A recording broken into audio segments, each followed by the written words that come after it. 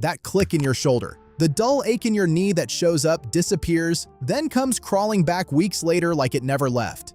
Most people file it under getting older, or training hard, or plain bad luck.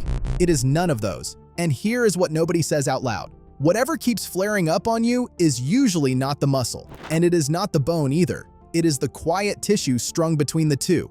Your tendons are the single biggest reason regular people end up in real pain, and almost no one trains them on purpose. So stick with me, because I am going to hand you the 2 mistakes wrecking your tendons right now, and the exact exercises that rebuild them stronger in about 30 days.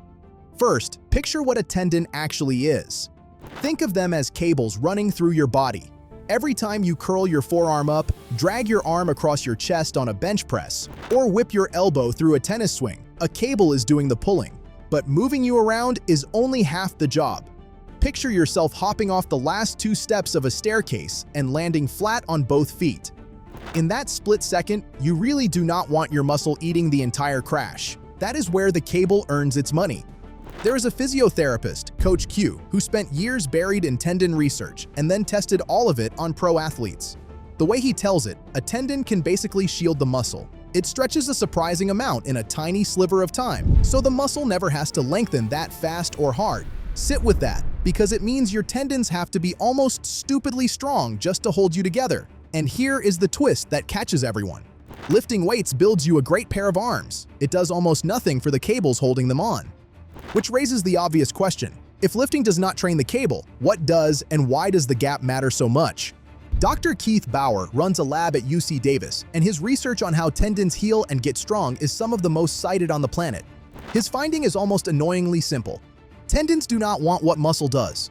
The loads that blow up your biceps, the loads that hammer your heart, are not the loads that toughen a tendon. They are practically a different language. So think about what quietly happens over months of training. Your muscles get strong fast. Your tendons crawl along behind them.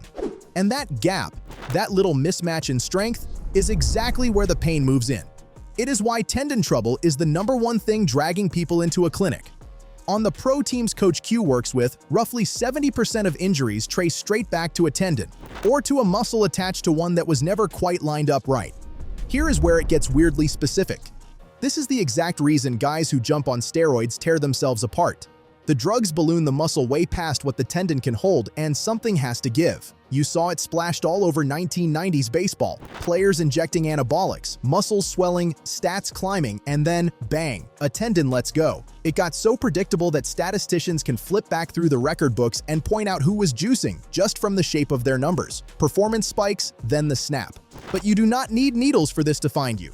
And even if you feel completely fine right now, your body is already dropping hints that a cable somewhere is weaker than it should be. That loud pop when you roll your shoulder, when a tendon gets irritated, it swells a little. A chubby tendon, if you like. Now push that slightly fatter cable through the narrow gap inside your shoulder, and you feel it catch and pop and roll. A click on its own, though, is not a death sentence. Plenty of joints are noisy and perfectly healthy. But the second that clicking starts showing up arm in arm with pain, you are looking at a completely different animal. And this is the exact moment almost everyone makes the worst possible call. They rest it. It sounds reasonable. It hurts. So you stop and wait for it to heal the way a bruise would. Except a tendon is not a bruise. The way Coach Q puts it, a tendon is not really a tendon without load. Strip the load away entirely and you are not helping it. You are starving it. The pain fades for a bit because nothing is stressing it, but the damage just sits there, untouched. Worse, the healthy fibers around it go soft from doing nothing, while the torn part never gets the signal to rebuild. So you rest for 6 weeks, feel great, stroll back into the gym like a genius, and on the second set, the pain is sitting there waiting for you because you fixed nothing. You just turned the volume down for a while. And this is the trap that quietly stacks up over a lifetime. When you are young, you collect these tiny tendon insults constantly and never repair them. You just train through and assume they vanished. They did not. They piled up. That is the real reason so many people who spent their 20s absolutely hammering their bodies hit their 40s drowning in aches they cannot explain. It was never one big injury. It was 10 years of small ones nobody ever loaded back to health. So rest is off the table. Good. But before I hand you the fix, you need to see the 2 habits that dug this hole. The first is so common it is almost boring, and it snaps more tendons than anything else. Load management. Or really, the total absence of it. Think back to any time you suddenly cranked up your training.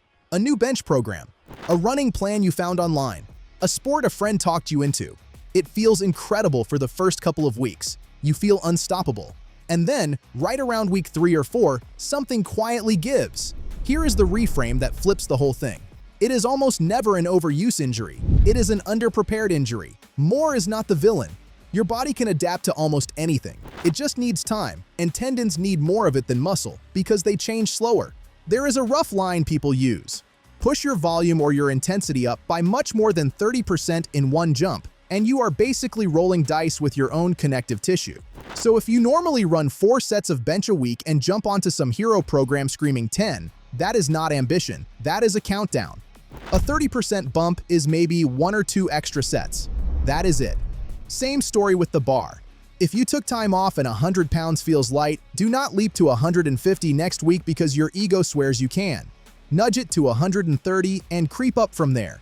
And it is not just a gym rule. It runs through your running, your hiking, whatever you do outside those walls.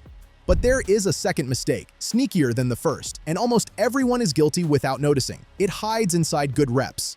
Watch what happens the moment people start chasing heavier weight. They stop lifting it and start throwing it. They borrow momentum. Momentum is that little bounce. The barbell rebounding off your chest on a press. Dropping into the pit of a squat and springing straight back out of the bottom. The crack of a tennis ball off the racket. The whip of a golf swing. And that exact snappy, bouncy load is the single harshest thing you can feed a tendon. When you jerk and rebound like that, you are handing the cable the precise stress it hates most. Sure, Olympic lifters bounce weight around all day and their tendons are fine, but that took years of slow adaptation their bodies earned. Yours did not. So unless you are specifically training for raw power, own the bottom of every rep. Lower it under control. No bounce. Your tendons will thank you. And here is the part nobody expects. The research says that slow, controlled bottom builds your muscle faster too.